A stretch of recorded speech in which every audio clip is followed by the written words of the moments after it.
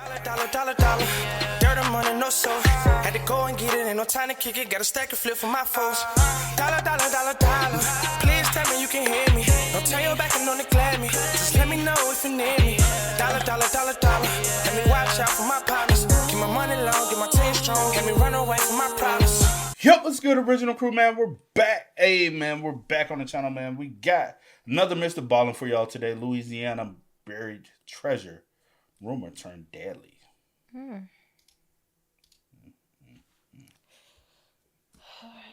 Hey, make sure y'all check out the links in the description box down below. You already know where to go. If you want to first support, all you gotta do is check out down below. Also, if you enjoyed today's video, like it with a thumbs up. Also, we want to give a shout out to the comment of the day. Shout out to you. We highly appreciate it, man, all the time. But let's go. Let's check this out. Let's see what's about, y'all. Let's get it. In the early morning hours of September 21st, 2009, a man woke up in his bed and he could hear there was this strange metal clinking sound coming from the dark corner of his bedroom. The man's heart began to race as he turned and looked in the direction of the sound. And when he saw what was there, he gasped because there was someone standing in the corner staring right at him. And then the figure began moving toward the man. And with each step, that clinking sound got louder. But before we get into today's story, if you're a fan of the strange, dark, and mysterious delivered in story format, then you've come to the right place because that's all we do, and we upload 2, 3, even 4 times a week. So if that's of interest to you, please take pictures of the like button's brand new car and list it online for sale. Also, please subscribe to our channel and turn on all notifications so you don't miss any of our uploads. Okay, let's get into today's story.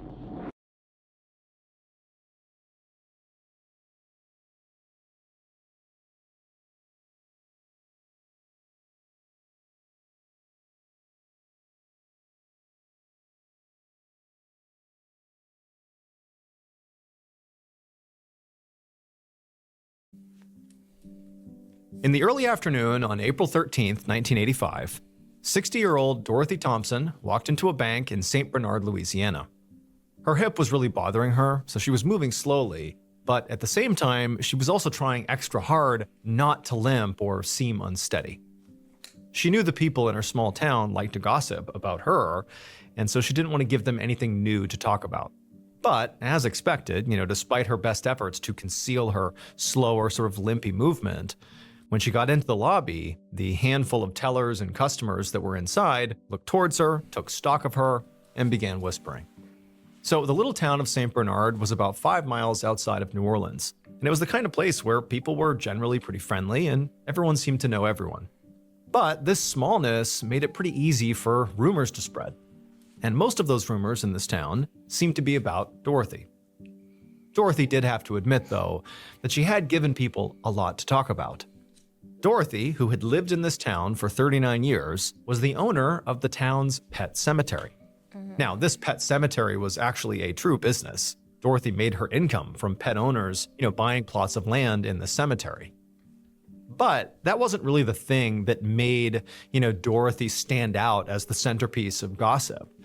It was the fact that she not only owned this pet cemetery, but she lived on the cemetery by herself. And considering the fact that the cemetery also had a rumor of being haunted, it just seemed like, how could anybody do that? How could she live there full time? And these ghost stories, surrounding this pet cemetery were not just, to do with animals that had been buried there, but they were about people. Because people had died on this property, including both of Dorothy's husbands. The first husband was a very heavy drinker who regularly abused Dorothy. Don't if your house is technically on the cemetery, you don't have to pay like certain taxes. You get like certain type of. I think you don't have to pay. You don't have to pay. I swear I heard something like that before. That might be the reason why. A little tax loophole because if you found the land as a cemetery.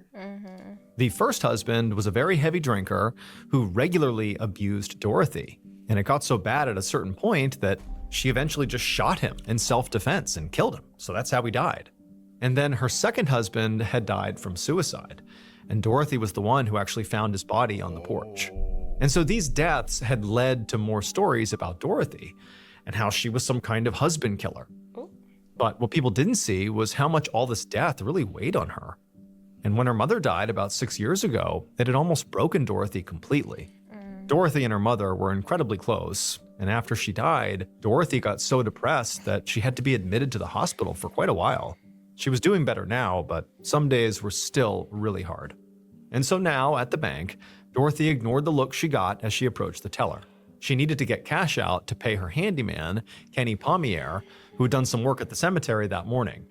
And because Dorothy didn't actually drive, Kenny was also her chauffeur for the day, and he was outside right now waiting to take her on a few more errands.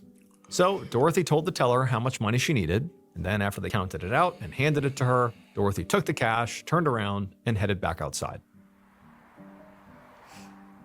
A couple hours later, around 4 p.m., Dorothy sat in the passenger seat of Kenny's car as he drove down a highway.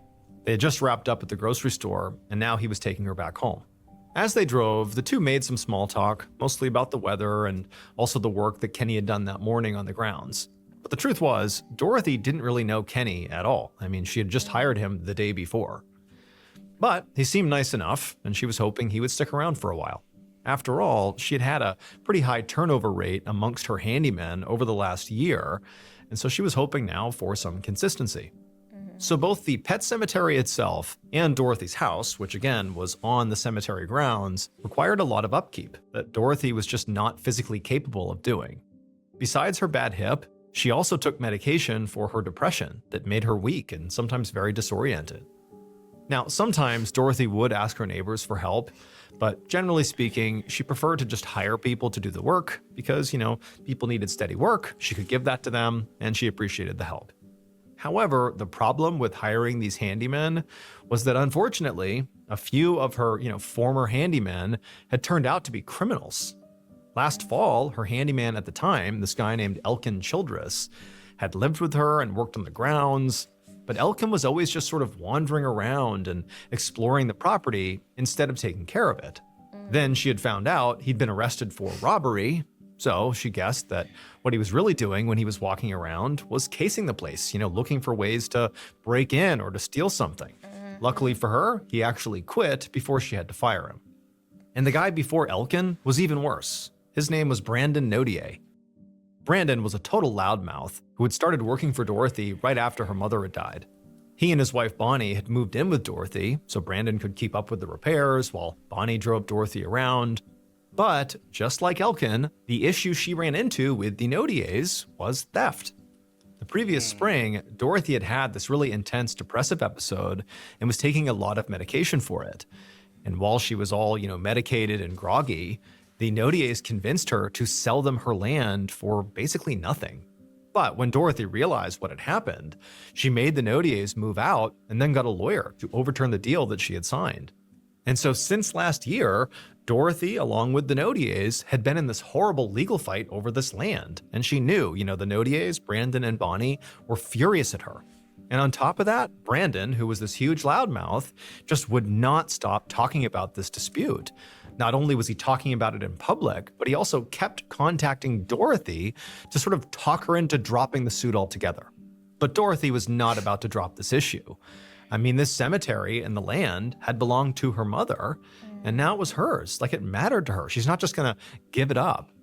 And so now, sitting in the passenger seat of the car, Dorothy watched as Kenny turned off the highway and eventually pulled into her driveway, which was quite long and wound through some thick woods. Because remember, she lives on the cemetery. It's sort of secluded from society. Right. And as the pair drove along this driveway and got closer and closer to her home, eventually she could finally see some of the tombstones up ahead. This cemetery was enormous, and basically any kind of animal you could imagine was buried here. Some of the graves were just engraved stone slabs, but others were pretty extravagant, including one human-sized Buddhist statue of somebody's pet cat. Kenny finally pulled up in front of the house and got out to help Dorothy carry in the groceries. And when he was done, Dorothy handed over the cash that she owed him and said she would call him when she had more work. And she watched as Kenny got back in his car and drove off back down the driveway.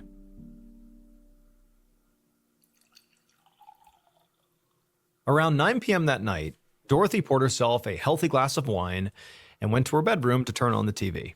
She'd spent the evening going through some bills and taking calls from cemetery clients, so by now she was exhausted. But as soon as she got into bed, she heard a phone ring on the other side of the house.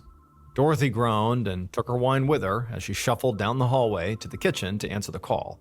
And when she answered it, she heard her friend's voice, a woman named Patricia Newman. So Patricia was about half Dorothy's age, and the two of them had been introduced by a mutual friend 3 years earlier.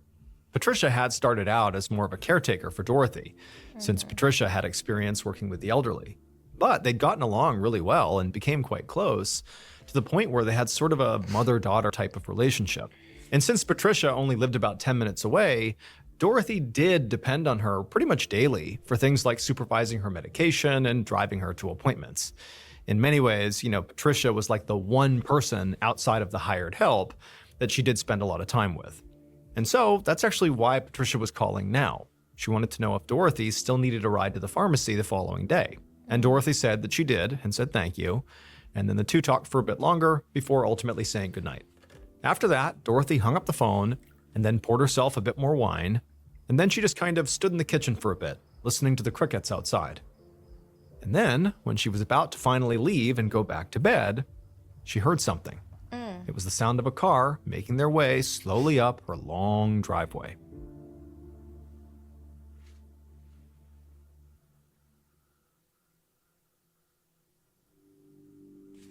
The following morning, a little after 1 p.m., the friend, Patricia Newman, pulled up outside of Dorothy's house and threw her car into park.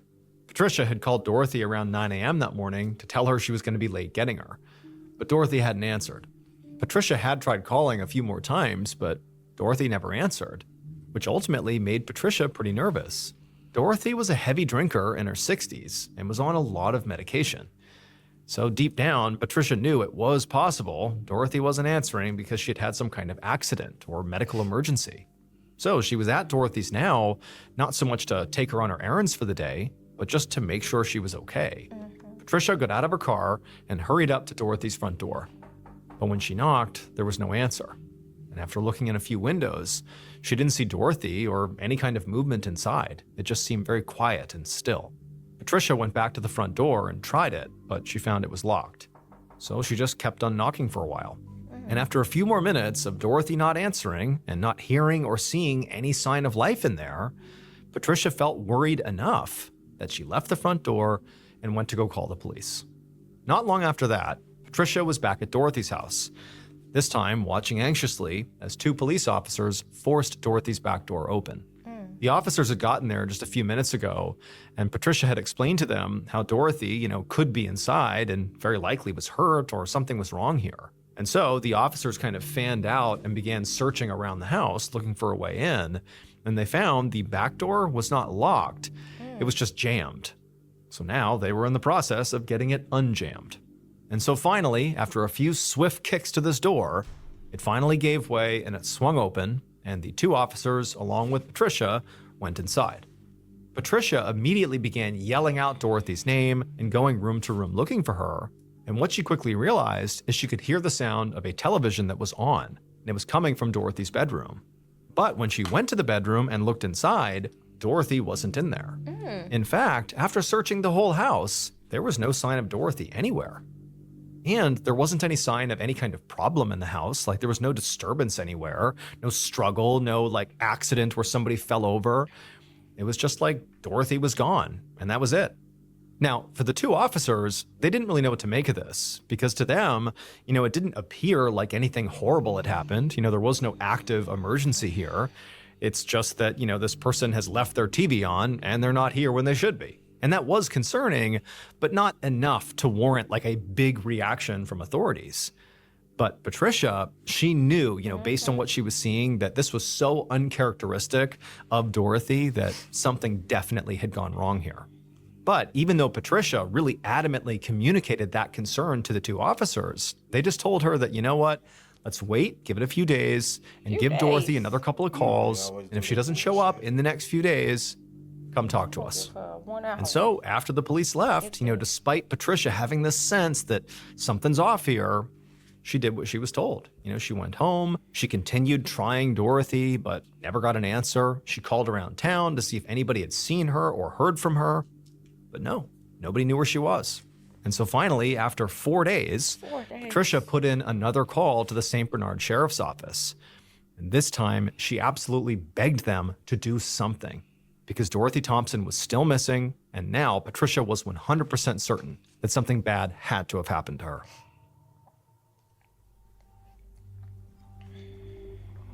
At around 10:30 a.m. on the same day that Patricia has made this plea for help 4 days after Dorothy had inexplicably gone missing, Detective Brian Vallelongo drove his cruiser through Dorothy Thompson's pet cemetery along with Sergeant Terrence Strada. Both men worked for the St. Bernard Sheriff's Office, and they had been tasked to look into Dorothy's disappearance. Vallelongo hadn't even gotten to the scene yet, but he was already uneasy as he drove past the animal tombstones and grave sites. This place had always creeped him out. Finally, the officer's cruiser made their way all the way to the end of the driveway, and they reached Dorothy's home. And right away, Vallelongo could see there was a woman, maybe in her 30s, who he guessed was Patricia, who was standing by the front door. She seemed visibly anxious and impatient as she stood there waiting for Vallelongo and Strada to get out of their car. And when they did get out and walked over to her, she got straight to the point. She said the last officers had not actually done a real search of the place, just a sort of basic welfare check. And so now she needed them to do a full search of Dorothy's house and her grounds to make sure Dorothy really wasn't somewhere on this property. Vallelongo and Strada assured her that they would do that. But first, they needed her to start from the beginning and tell them about the last time she saw or spoke to Dorothy. Patricia seemed pretty irritated by this and said she'd already told the officers everything she had known, both on the phone call and then previously with those other officers who had done the welfare check. Like, can we please just get into the search? But Vallelongo insisted and said, look, I don't fully know the whole story, so please, give me some information. And so, begrudgingly, she would tell Vallelongo what she knew. Basically that she had called her friend on the 13th at night to ask if Dorothy would need a ride to the pharmacy the next day. She had said yes, and then the next day comes around and Patricia calls her friend to confirm she's going to swing by and pick her up that morning, but Dorothy doesn't answer. And so eventually Patricia goes to the house. Dorothy apparently isn't there. She knocks on the door. Dorothy doesn't come out. It just seemed off. And so Patricia calls the police. They show up. They find the back door is unlocked but jammed. They force it open. They go inside and, nothing's disturbed. And Dorothy is just missing. And there was no rhyme or reason to it. And so now Patricia was convinced that something bad had happened to Dorothy. And she really was hoping that they could help her. Vallelongo nodded and then asked Patricia if maybe Dorothy had friends or family that she might have just gone to stay with. But Patricia immediately shook her head and said no. Dorothy was pretty much alone in the world and almost never left her house. And she didn't have a car because she didn't drive. Also, Patricia said she had already called around and nobody had seen her. Friends, family, no one. And then at this point, Patricia was very clear. She told the officers that she believed the only reason Dorothy would have left her house that day or that night before was if somebody else had forced her to. Vallelongo shot Strada a look. He didn't doubt that Patricia was worried about her friend, but they need to look around before they jump to any conclusions here. So he asked Patricia if she could show them the unlocked door, and they would begin their investigation. Moments later, Vallelongo stepped into the home through that back entrance, followed by Strada and Patricia. As he walked around the house, he saw that, like Patricia had said, it was very neat and tidy. There really was no sign of anything that had gone wrong inside the house. No sign of a struggle or a fall of some kind. It was just like the house was left exactly as is. That sort of contradicted Patricia's theory that, the only way Dorothy would have left the house was if she had been forced, suggesting some form of a struggle. But at the same time, what Patricia was saying about Dorothy is that she was kind of frail. And so Vallelongo thought, okay, maybe it's possible that she was forced and, she didn't put up any kind of a fight, and that's why we don't see any disturbance. He didn't know, but it just seemed odd that nothing had been displaced if we're talking about some form of an abduction. Also, as Vallelongo continued his walk around the house, he could see that items of value, like Dorothy's TV, were still there. So it didn't seem like this had been a robbery.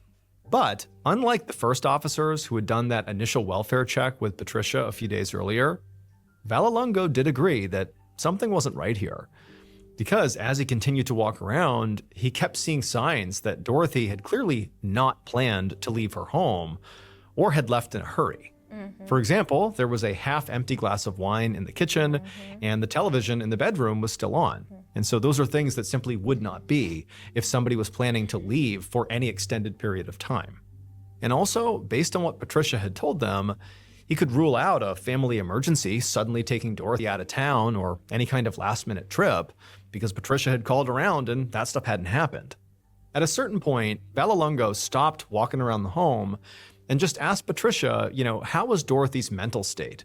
And Patricia clearly hesitated for a second before she admitted to Vallelongo that, Dorothy was on a whole bunch of medication, and sometimes it did make her mental state kind of foggy. And so Vallelongo naturally thought, okay, maybe it's possible that in a sort of foggy mental state, maybe for whatever reason, she wandered out of the house on her own, and then once she was outside, something happened to her, whether it was, an animal, a person, a fall, like anything could have happened. He knew the back door had been unlocked during that initial police welfare check. And even though he knew the door apparently had been jammed, it clearly had not been jammed so much that it prevented them from getting inside. And so maybe that door just always got stuck, and maybe that's all that happened. She walked out the back door, and when she shut it, it got jammed, and that was normal. And so Vallelongo turned to his partner and sort of explained to him his theory around Dorothy maybe wandering out on her own, and then something else happened once she was outside, and said, hey, she's clearly not here. Let's go out there and search the grounds and see if we can find her.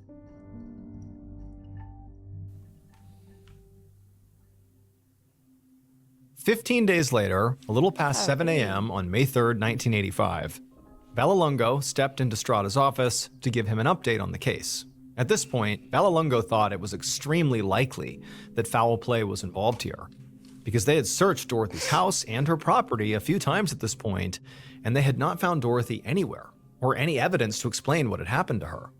Patricia had mentioned that Dorothy had a tattoo of a cross on her left index finger. So Vallelongo had spent the last couple of weeks calling around to local hospitals and morgues to see if any women had been brought in with that marking. Vallelongo also interviewed Dorothy's neighbors and the tellers at that bank that she had gone to shortly before she vanished, and also he had interviewed some people in town who just knew who she was. He'd also tracked down Dorothy's new handyman, Kenny Pommier, who the bank had said was with Dorothy on the day she vanished. He apparently was driving her around. But none of these people had heard from Dorothy since she vanished 20 days earlier, same as Patricia. Even though nobody knew where Dorothy was and really couldn't offer all that much information to help the investigation, it was like everybody Vallelongo spoke to had a pretty strong negative opinion of Dorothy. Like that she was this recluse and that she was kind of crazy, and people thought she had murdered her husbands and buried their bodies in the pet cemetery, and also her house and her land were haunted. But, none of these rumors were going to do anything to advance the case. No. But it was interesting to Vallelongo that people felt this way about her. The only real lead that Vallelongo got was something he got from speaking to Dorothy's lawyer a few days ago, who had mentioned that Dorothy was in the middle of this very contentious lawsuit over the rights to her property with a pair of former employees named Bonnie and Brandon Nodier. And since Dorothy's case was looking more and more like an abduction or even homicide, the fact that there was this active lawsuit that Dorothy was embroiled in was a big red flag. So Vallelongo naturally knew he had to speak to Bonnie and Brandon. But as Vallelongo sat across from Strada at his desk and filled him in on all this, Strada's phone rang. Strada picked it up and listened to the person on the other end, and immediately there was this look of shock that came over his face. Strada thanked the caller and then hung up, and then told Vallelongo that a body had been found in the Mississippi River the day before, about 40 miles downriver from here, and they thought it could be Dorothy. Just a few hours later, Vallelongo and Strada stood with Patricia Newman inside of an exam room at the coroner's office. In front of them was a long metal table, and lying on this table was the body of the woman who had been found inside the river. Patricia had been asked to come in here and see if this was Dorothy. Yeah. But as Vallelongo looked at the body, he didn't see how Patricia was going to be able to do that, because the body was already incredibly decomposed and very bloated. The medical examiner had said this woman had likely been in the water for weeks, and they hadn't done an autopsy yet, but any findings would probably just be a guess because of how badly damaged and decomposed the body was. The only thing they did know for sure was that this definitely was a homicide. The woman was found with a plastic bag tied over her head, and she was wrapped in a lot of very heavy chains, probably to weigh her down so her body would not float up and be found. Wow. And so Vallelongo looked over at Patricia, who looked visibly anxious as she stared at this body. She seemed kind of overwhelmed by the moment. Yeah. She was shaking and she was just staring, sort of shocked. But eventually, after looking at the body, she spoke. And she actually said that she didn't think this was Dorothy. And for a second, Vallelongo was actually disappointed, not because he was hoping Dorothy was dead, but for the sake of the case, to figure out where she had gone. But then he remembered something. He stepped up to the body, he put on a glove, and gently examined the woman's left hand. And there, just visible on her index finger, was a tattoo of a cross. This was Dorothy. Wow. My goodness. Damn, that's a horrible way to go out. 4 days later, on May 7th, Vallelongo got to his office and sat down at his desk to start the day. And he had a lot to do, because he was now in the middle of a homicide case. The medical examiner who had done the autopsy on Dorothy didn't find any water in her lungs. So as a result, they had decided the cause of death was most likely asphyxia from strangulation or suffocation, not drowning. Now, Vallelongo had known all along that it was possible somebody had abducted Dorothy from her home and killed her. But now that it was official, he was sort of reviewing the case notes from the beginning to see if anything had been overlooked, while this was still basically considered a missing persons case. And he started with the place Dorothy was last known to be, her house. Dorothy's home was incredibly neat and undisturbed, so it was possible Dorothy was lured from her home and killed somewhere else. But Vallelongo knew from talking to her neighbors and Patricia that Dorothy was, naturally pretty reclusive and did not leave her house easily. So it sort of made the most sense to him that Dorothy must have actually been killed in her home, and the reason the crime scene was so pristine was that Dorothy was overpowered really quickly. Now, originally, Vallelongo had considered Dorothy's current handyman, Kenny Pommier, to be a suspect, since he was the last one to see her alive, because he was the one who dropped her off at her home at 4 p.m., around the time she went missing. But Vallelongo had revisited Kenny and found that he had an alibi. But even if he didn't have an alibi, Vallelongo wasn't really sure what Kenny's motive would even have been. I mean, there'd been no sign of a robbery inside of her house, and on top of that, it just didn't seem like Dorothy had much money to begin with, like she wasn't wealthy. And also the way she died, strangulation or suffocation, that's so personal. And so whoever would have done that would have had to have a reason for it. But so far, Vallelongo had not spoken to anyone who really had a serious issue with Dorothy. I mean, people definitely had opinions about Dorothy, but it was almost like people said, stay away from her. She lives on haunted land and she's killed her husbands, but it just seemed like rumor mill. There didn't seem to be somebody who really had a targeted issue with her.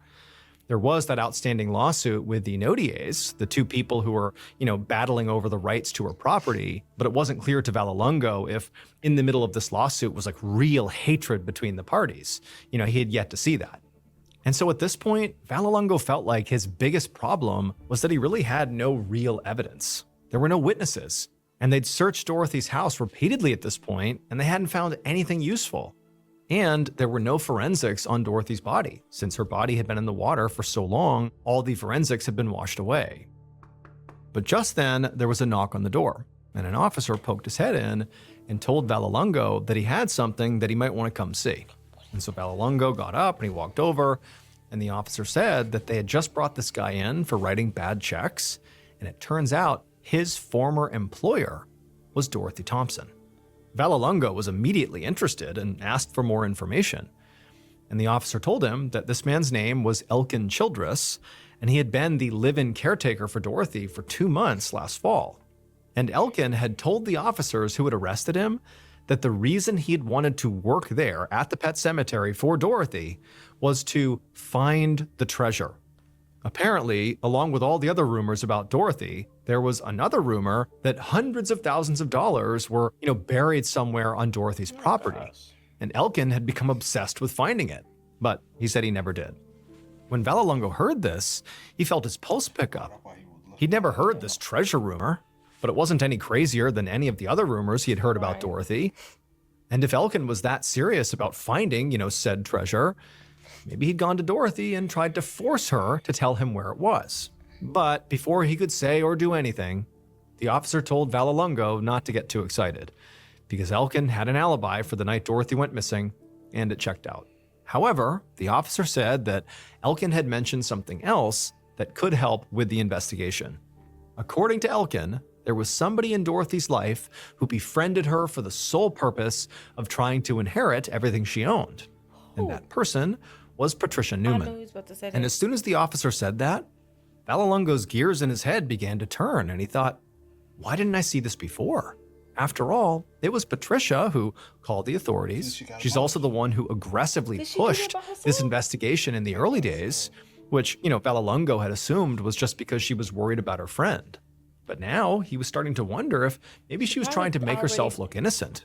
It's not unusual for killers to try and insert themselves into investigations to seem cooperative or to cast suspicion on other people. Patricia had also entered Dorothy's house multiple times before Dorothy's body was found, which certainly gave her an opportunity to interact with the scene and potentially hide evidence. And so Vallelongo turned and ran to go find Strada. They needed to speak to Patricia immediately, and this time it would be as a suspect.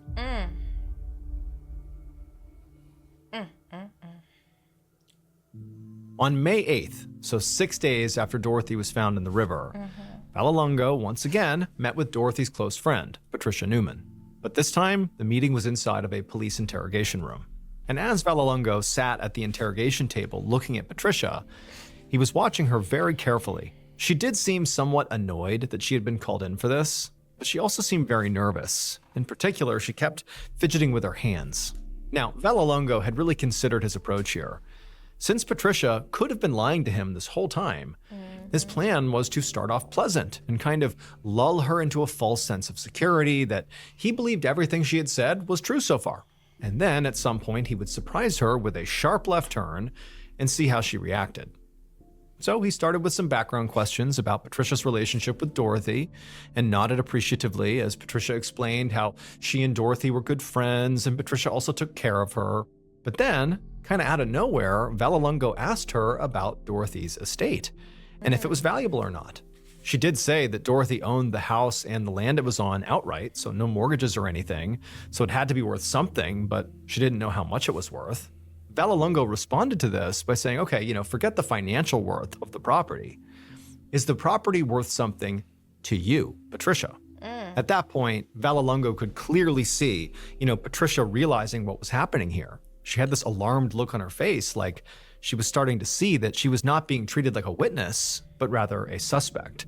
And so Patricia quickly said, no, the property was not worth anything to her. She didn't want it, not at all. But she kind of turned it around on Vallelongo and said, look, if you're looking for someone who does want that property, well, you ought to speak to the Notiers. Now, Vallelongo knew who she was referencing. These were the folks who were embroiled in that lawsuit with Dorothy before she went missing and was found dead. But Vallelongo didn't say anything. He just sort of gave Patricia a look like, oh, explain what you mean. And so Patricia took the cue and told him that the Notiers had been Dorothy's live-in employees for years, and they were complete monsters. She said that Brandon had been verbally abusive towards Dorothy while he worked for her, and also he was one of the main people spreading all these rumors about Dorothy in town, about how he thought she killed her husbands and how her land was haunted and she was crazy. But she said that wasn't even the worst of it. She said Brandon was also a thief. She said the year before, when Dorothy was on a lot of medication for depression, like more than normal, and she was not of sound mind as a result of it, she said that Brandon and his wife Bonnie had convinced her to sign over her property to them for basically nothing. And that's when it hit Vallelongo. Like, he was aware that there had been this lawsuit over the land, but he didn't really have all the details about it. He just knew there was some dispute. And he also knew that Dorothy's lawyer had mentioned the Notiers days ago, but that was also right before Dorothy's body had turned up and things had been sort of hectic. And so Vallelongo had not followed up with her lawyers yet. And so he didn't really have the context of, how nasty this legal fight really was. Patricia said she had convinced Dorothy to get a lawyer and to fight this, that it was not right they were doing this to her. And Dorothy had done that. She'd gotten a lawyer, and in fact, her and the Notiers' court date had happened just 10 days before Dorothy went missing. As Vallelonga was listening, it was like he couldn't believe it. This was so obvious, and it was right in front of him the whole time. The Nodiers would clearly benefit from Dorothy's disappearance. And pretty clearly, there was real beef between the parties. So at this point, Vallelonga kind of shifted tactics and was less interested in looking at Patricia as a suspect, and instead assured her that, you know what, he would speak to them. Now, Vallelonga did speak to Patricia for a bit longer. I mean, she was still a suspect. She was very close to Dorothy, who was this older woman with no obvious heirs. And Vallelonga had not seen Dorothy's will yet, but, he wouldn't be that surprised if Patricia was in there. And if she was, that would prove she would have also benefited from Dorothy's demise, just like the Nodiers would.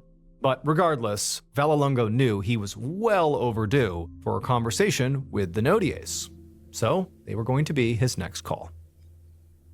3 days later, in the afternoon on May 10th, Vallelonga found himself back in the precinct's interrogation room, but this time it was a bit more crowded.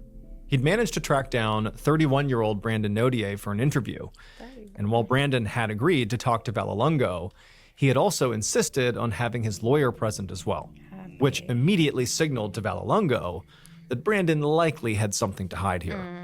Vallelonga had looked into Brandon's background since speaking to Patricia, and he found out that Brandon had a criminal record, which included assault. Vallelonga also spoke to a few people in town about Brandon, and he had been told that Brandon apparently had a very hard time keeping his mouth shut. He apparently consistently seemed to threaten or go off on people whenever he got even marginally upset. He was a hothead and a loudmouth. So, given all this, Vallelonga expected Brandon to be at least somewhat antagonistic or defensive in this interview. But when Vallelonga asked him about this, highly contentious lawsuit with Dorothy, Brandon didn't seem like an angry loudmouth at all. Instead, he just seemed confused. He explained the whole thing really was just a big misunderstanding. Brandon said he and his wife had known Dorothy for 6 years and actually lived with her for part of the time. And from his point of view, he thought, Dorothy viewed them as sort of like family. And that's also why he said he believed she was selling them her land at such a low rate. It was like a family discount. He said it just sort of seemed like she really wanted them to have her property. And it was actually Brandon and his wife that had sort of insisted on paying for it. Brandon said, everything about this transaction had really been fine and above board until Patricia Newman got involved.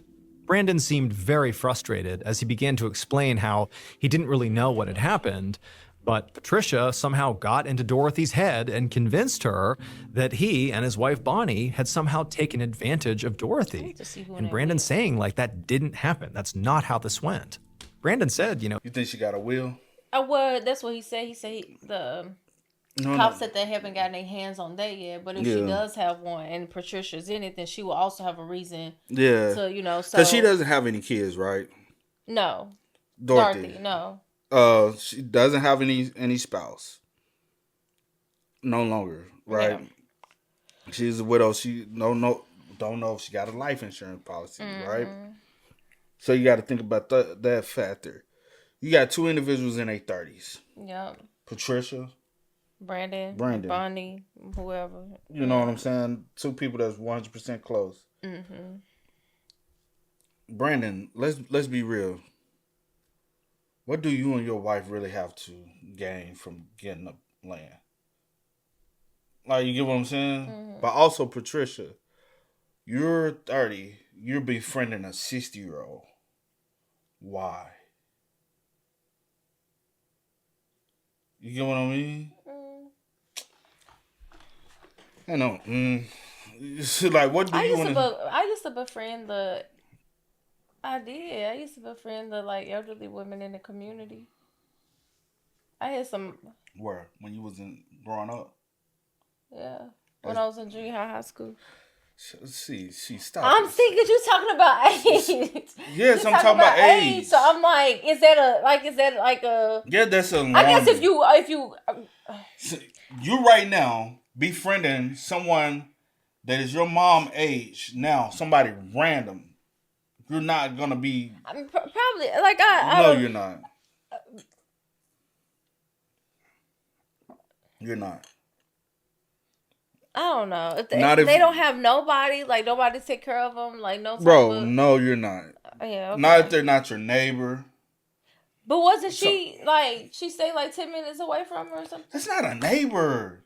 So I wonder how did they meet? That's Why are you getting upset? I'm not getting upset. That's not. I'm just trying to understand. See, I'm not getting upset. I'm trying to understand their dynamic. I'm just putting the scenario out there. They're not neighbors. Yeah, they live in a small community. I just wonder how they met. How did she end up becoming like? How did you find Patricia? I mean, how did you find her? In a small town? She probably do know the fact that she has this land. She has to, and the rumor is that there's a treasure. There's money. Maybe she does have motive. Honestly, any of these people have motive, but you done, I guess, ruled out Kenny. He has an alibi. Alkin, I guess he has an alibi. The only other people left is Patricia, Bunny, and Brandon. But back to what I was trying to say was she's 30, she's 60. No 30-year-old is just willingly going out here trying to befriend a 60-year-old if it's not somebody that's already a family friend, somebody that's already related to you, or somebody that is your neighbor. Maybe if y'all go to church together, that's the only other reason in a small community like that. Other than that, you have no 100%. Yeah, I agree with you. Not no random person. Yes, I agree with you. Cause like a friend, her she's befriended her. What you say she was to her just older cousin. Mm-hmm.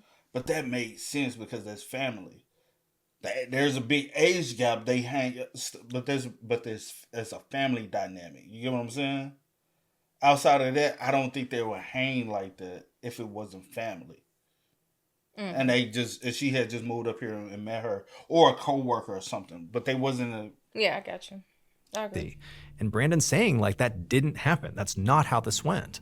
Brandon said, as far as he was concerned, it actually seemed like Patricia was the one who was taking advantage of Dorothy. And then he said there were actually all these times when apparently Patricia was staying with Dorothy, and at some point they would get into some kind of fight, and like Patricia would get mad at Dorothy, and Dorothy would flee her own house and run to the Nodier's house, like for protection, for safe haven.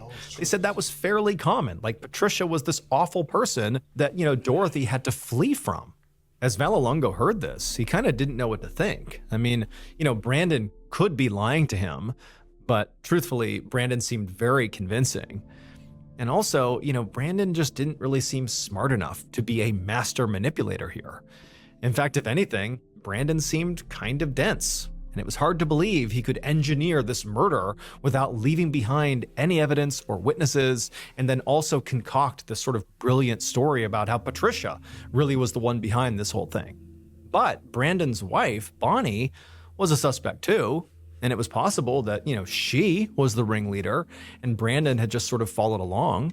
They were divorced now, but if they were wrapped up in this lawsuit with Dorothy together, it was possible they could have, come together and joined forces to take care of the problem, i.e., get rid of Dorothy. True.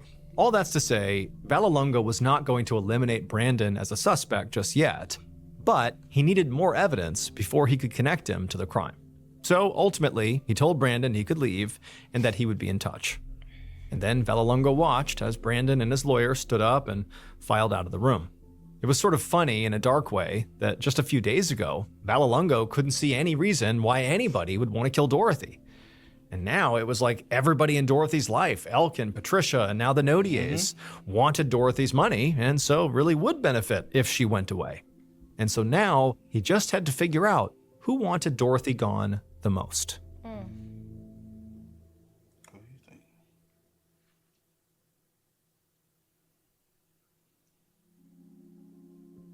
About 5 months later, in October of 1985, Vallelongo stood in the middle of Dorothy's pet cemetery along with Sergeant Strada in total disbelief.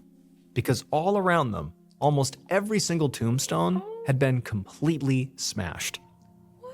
Now, Vallelongo had no idea who had done this, but it was sort of oddly fitting, because just like this cemetery, Vallelongo's homicide case was a complete and total mess. So if she's deceased now, right?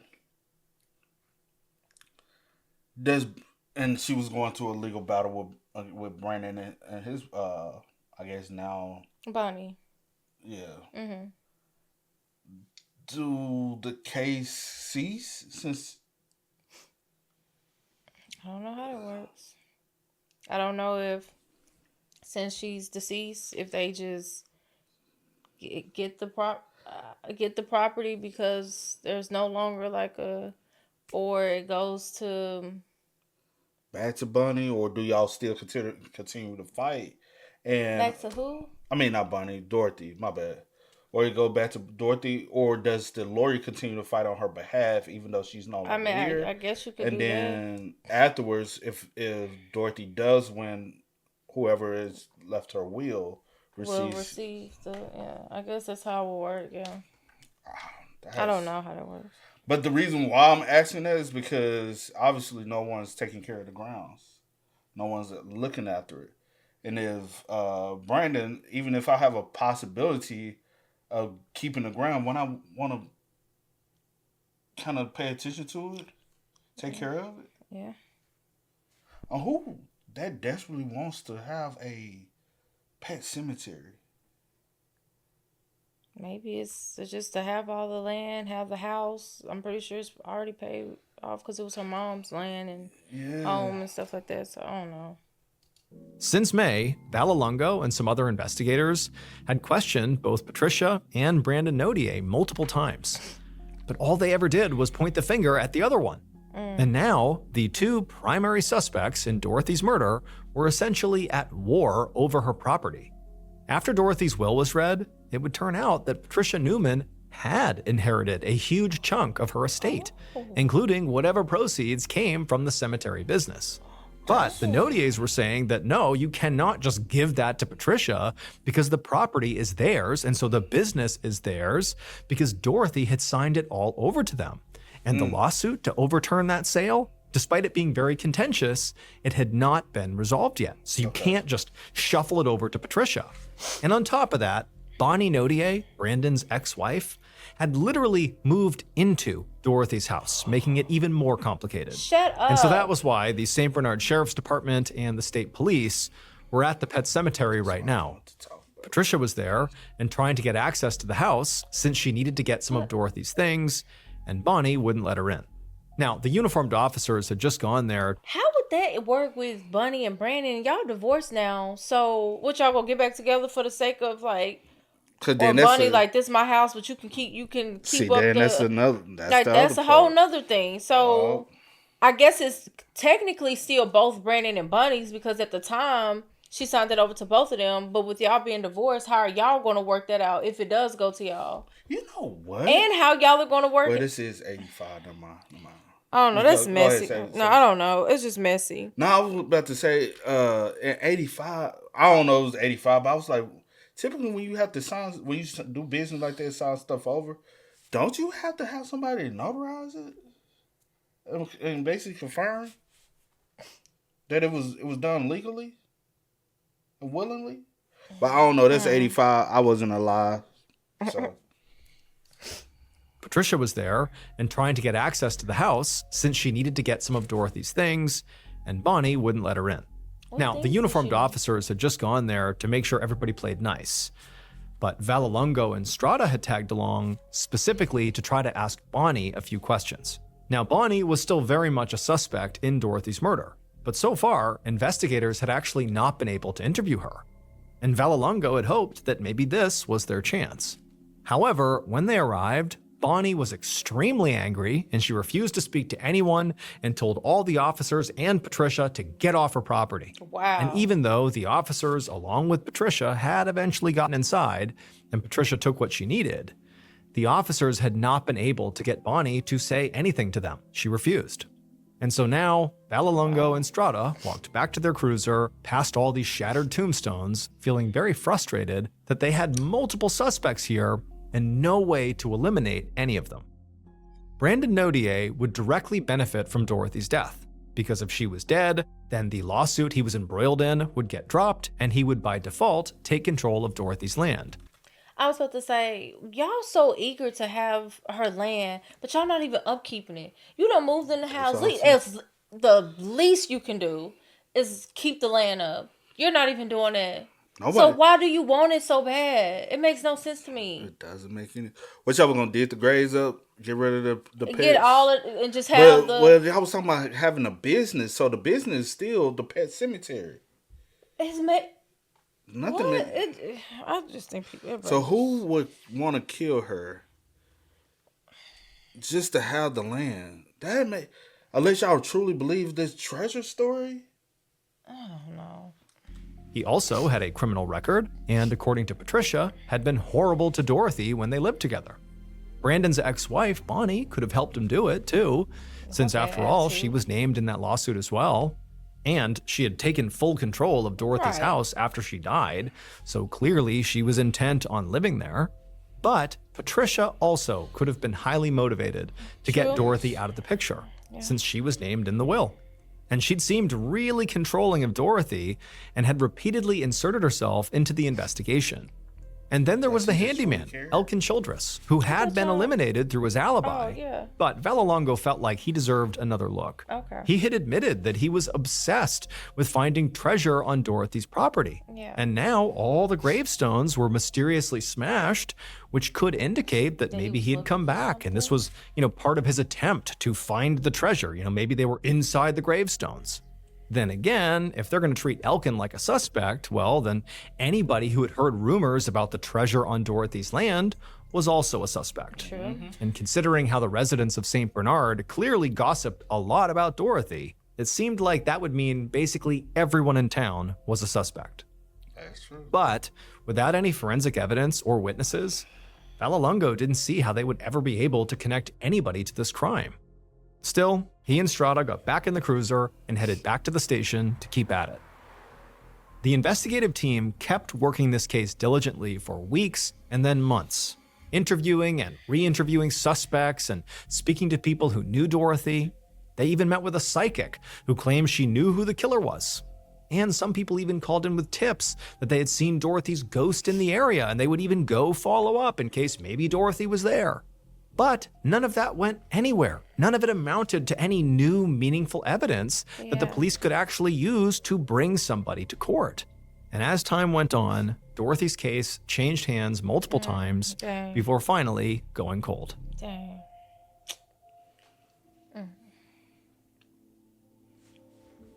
24 years later, on a Thursday afternoon in late September of 2009, Detective John Duran sat at his desk in the St. Bernard's police precinct doing some paperwork. And he just put his pen down and leaned back in his chair to take a break when another detective poked his head in and told Duran, hey, the caller was on the phone. And Duran knew exactly who he was talking about.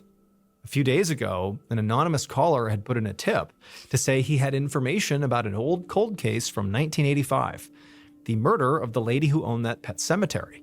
And Duran had known immediately that the caller was talking about Dorothy Thompson. Right. Duran had actually used to cut the grass at the pet cemetery when he was 15 years old. And so he and his friends knew all about Dorothy. How she was, this eccentric recluse who potentially murdered people and who turned up dead one day. But during the first call, this tipster had gotten spooked and hung up without giving his name. And as soon as Duran picked up the phone to speak to the caller, he immediately said, whoever this is, you're not going to get in any trouble here. We just want your name and your location. I want to come talk to you and just hear what you know. You're not going to get in any trouble. Can you do that? There was a pause, and then the caller reluctantly agreed. Later that day, Duran and another detective sat in the living room of a New Orleans home, right across from a very fidgety-looking older man. The man's eyes kept darting all around the room, and periodically he kept looking over his shoulder like somebody was gonna, jump out at him. And it occurred to Duran as he was watching this guy that he didn't just seem nervous, about the information he was gonna spill to them. He actually seemed pretty genuinely terrified. But finally, the man took a steadying breath and said he knew who killed Dorothy, and he had known for years. Now, the guilt of knowing was haunting him, literally. He told the detectives that he had been seeing Dorothy's ghost covered in chains and asking him to come forward. Now, at this, Duran raised his eyebrows skeptically, but didn't say anything. This was a pretty crazy start to the story and pretty hard to believe. But at the same time, it didn't really matter what, prompted this guy to come forward. It mattered what he had to say. And so, with an open mind, Duran, along with his partner, just sat there and waited. And eventually, the old man, despite being very scared and timid, finally did just come out and say what he knew.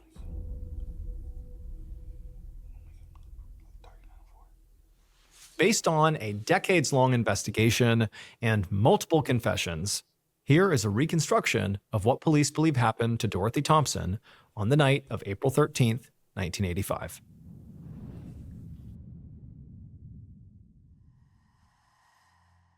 Sometime after 9 p.m. that night, the killer was sitting behind the wheel of their truck, making their way up the long, winding driveway through the woods towards Dorothy's house. Okay. And as they drove along, the killer found themselves sort of looking out the window and taking in the sights, the tombstones, the trees, the house up ahead, the whole property, taking it all in. And as they did that, they thought to themselves that it was time to stop waiting for their fortune to arrive. They needed to take it. Because Dorothy did not deserve to have this. In fact, the killer believed Dorothy didn't deserve to live. And so the killer eventually arrived right outside of Dorothy's house, and they stopped their truck, they threw it in park, and then, calm as can be, they got out and they walked around to the back of the house. There, they knocked. And eventually, Dorothy, made her way to the door, and she looked out through the glass and she saw this person, the killer, and she looked confused. But it didn't stop her from opening the door. All right. And as soon as she did, the killer didn't hesitate. They jumped on top of her. Oh. Dorothy tried to scream, but the killer immediately wrapped their hands tight around her throat, and she went silent. And then in silence, they strangled Dorothy until she stopped moving. Then, once Dorothy was crumpled, lifeless on the ground, the killer found some sheets and wrapped them around Dorothy's body and then dragged her outside to the waiting truck. Once they put Dorothy's body in the truck, they drove to a section of the Mississippi River not far from Dorothy's house. There, the killer got out and they grabbed Dorothy's body and they tied her hands and her feet together and also, just in case, put a plastic bag tightly over her head. Then they wrapped her body in chains. And then once she was all prepped, the killer, calm as can be, lifted her body up, walked over to the Mississippi River, and threw her in. You would think so. Moments later, the killer was back inside their truck, driving along, feeling better than they had in months. Wow. Because now that Dorothy was gone, all their problems were solved. It would turn out Dorothy Thompson's killer was indeed Brandon Nodier. I'm sorry, y'all. He had not only tricked Dorothy into selling him her land at a very cheap price, but also when she figured out he had basically conned her, she sued him at Patricia's urging. And when that happened, Brandon thought, okay, well, if I just kill Dorothy before this lawsuit gets dismissed, because they're going to figure out that this was not fair, that I did con her, if I kill her now, well, by default, the charges get dropped and the sale goes to me. The property is mine.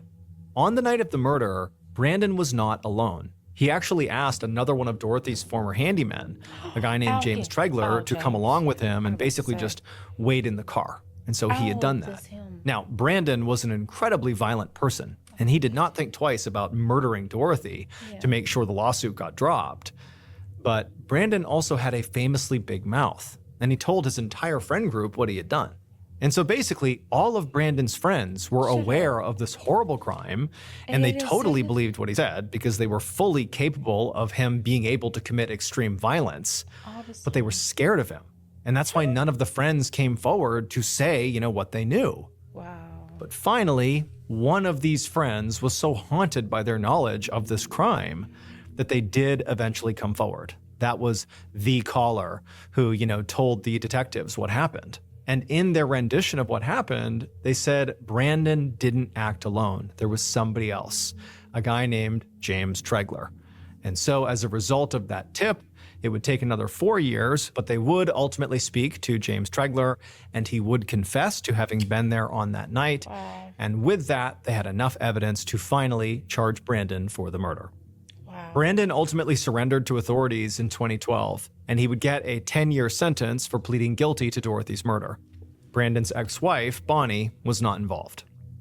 As for James Tregler, the other handyman who drove with Brandon on the night of the murder, he always maintained that he didn't know the murder was going to happen, and so he was given immunity from prosecution in exchange for his testimony.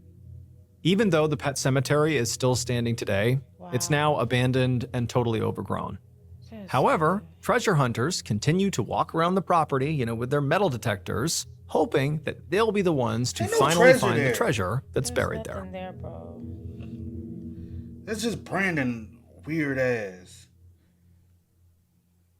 And Bunny knew. I do believe Bunny knew. Hell yeah, and that's also, she moves right in. That's also why she wouldn't talk to y'all either, because she already knew. He got a big mouth. If he's telling his friends, he's telling her. That's probably another reason why she wanted to divorce him. She was like, "You a murderer. I don't want nothing to do with you." They probably was. That ain't when she divorced. They probably was already divorced before that,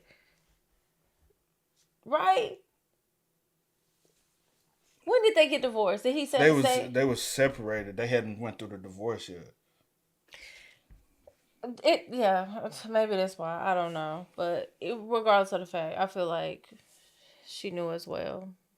Yeah, I don't know if she knew before. I'm saying I don't know if she knew before, if she knew what he was going there to do, if he like confided in her that I'm going to do this for us or whatever the case may be. But he probably it was.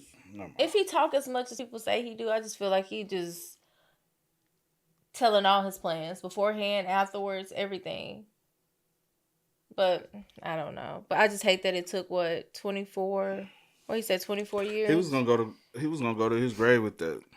Yeah. Oh, most definitely. And he was mad at Patricia. That's the reason why he kept pointing them in her direction of y'all need to be looking at her. Because if it were her meddling in my business, then all this was, and the treasurer, he said, literally, basically he was talking in figurative speech. She has a treasure there. The treasure is the land, the ground, the house, and the business. That was the treasure. There's no physical treasure on the property. The treasure was the property. If I can achieve this property, I can have the business. I'm financially set for life. I'm the one keeping up the grounds. Why does she get the benefit of everything? I'm the one doing. I'm saying in his mindset, he probably think I'm the one doing everything. Me and Bunny can operate this, and we can. But he probably was abusive to Bunny too. You never know. If he got all these grown ass men scared of him, and you willingly telling people, "Yeah, I murdered her, dumped her body." Chained her up and dumped her body like that, and they're not willing to say nothing. You think he ain't doing that to Bonnie? I wonder what was the outcome. That's what I was hoping he would have said that. Like the house, the land, all of that. How long did they, since Bunny moved in right afterwards, after Dorothy, passing and stuff like that, or they some snakes though. After Brandon took her life. How you spell that name? Nodier.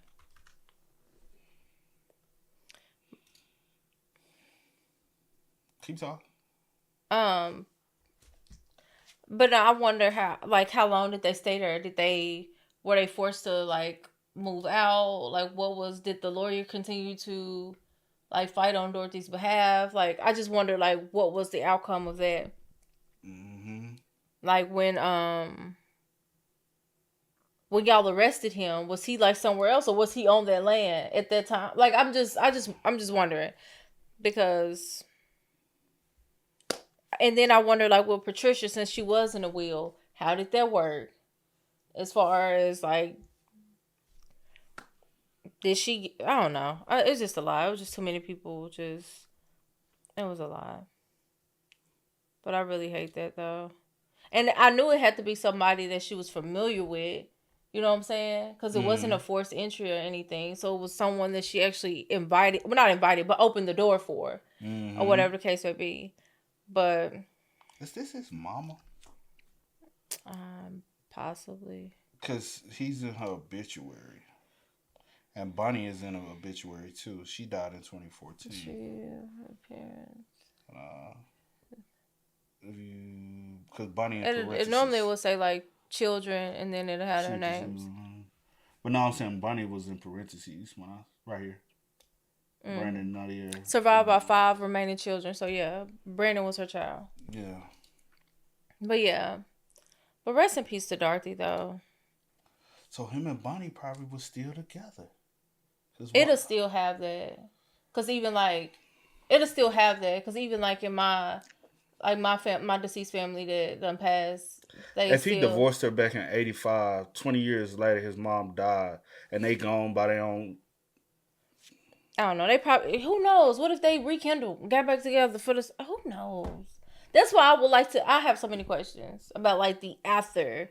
Like who won the case? Who won the case? Who was staying on the land? Like I just have so many questions. If it's a, because the house was still on the land, right? Unless they just don't give a fuck about the cemetery anymore, and that's all they just got the land and the house. Because a lot of people look at the land as more valuable. Yeah. Like after business, who really cares about, Yeah. I hate that she didn't have like literally a family, you know what I'm saying, as far as like kids and stuff. That I hate that. Because 100% guaranteed in keeping in a family, because most definitely when you got greedy people, and I feel like if she did have immediate family, I don't think it would have happened. No. Like she had kids and people who really looked out to her. Even a niece or like close family that was like. Yeah. I don't think it happens. Or a nephew or whatever, just like like you said, close relatives. But. Yeah. That you knew, like, nah, I don't think. And how the fuck the police didn't hear about it if he's big blabbermouth telling the whole town? And this town gossips so much. Somebody then told somebody and whispered to somebody. Yeah, he got people scared or whatever. Cool, whatever. He's 60. Y'all still ain't said shit. It took y'all 24 years. 24 years. And you like, oh my gosh. Like he got to come and get you. Like, be for real. Like that is just, I don't know. That's insane to me. And then even the James person. Regardless of the fact if you knew that he was going there to do that, I'm pretty sure you helped him lift that body into that water. Hell yeah. It chained her up and everything. I'm pretty sure you helped a dead body, him. Dead weight with chains on. You touched that body and helped him throw. I can guarantee that you helped him throw. One man is not picking up a dead body with chains. That's why he brought you, because he needed your help. You ain't here for nothing. And you helped put him in the back of the truck. And he gonna make sure you don't talk. Yes, you helped him. Oh, why would I take you with me, right? You don't touch the body at all. Like, be for real. If that's the case, I would have just went by myself. Y'all jumped her. You got out that damn truck with him. He didn't do that immediately by himself. The dragging, I don't think y'all picked her up and put her in the truck. Y'all picked her up and put her in the water. I do believe that, he had help putting the chains on. But I guess we don't have any. It's just hearsay. I guess. Yeah. I did that woman dirty, bro. Facts. She did not deserve it at all. Not at all. Rest in peace to Dorothy. And y'all still trying to snake her even in her. And then you only get 10 years, right? Yeah, because he pled guilty. I guess he pled out to second degree. But it's 100% first degree. I hate the fucking justice system when that shit, bro. Only thing y'all really care about is my conviction rate. I have to have my conviction rate look good. You had a conviction rate, bro. You got somebody who's willing to test, bro. Because he's still living, ain't he? Yeah. And you want me to tell you how y'all knew from the jump at 85 that he was guilty? Patricia was willing to talk to y'all without a lawyer. Everybody was willing to talk to y'all without a lawyer. As soon as y'all go get him, he want to come with an attorney. He's very calm, he's not the hothead everyone says he is, because he's a manipulator. That's what he did with Dorothy, to have her sign over the stuff. Like be for real. Like right there in your face. You can't make this up, bro. He did her so dirty, dog. That's a foul ass man, bro. Cause even look how he was looking at her, right? Like in that photo, he's looking down on her like, you know what I'm saying? Mm-hmm. He never liked her, bro. You could tell when some people don't. But y'all spread us up, man. Y'all let us know y'all thoughts about us for us. Not about us. About this for us in the comment section down below for us. But until next time, Y'all know how it go, man. I do go by the name DJ New Kid. This is Sierra Nicole. We are. Kid and C. We are. Get it, ain't no time to kick it. Got a stack of flip for my foes.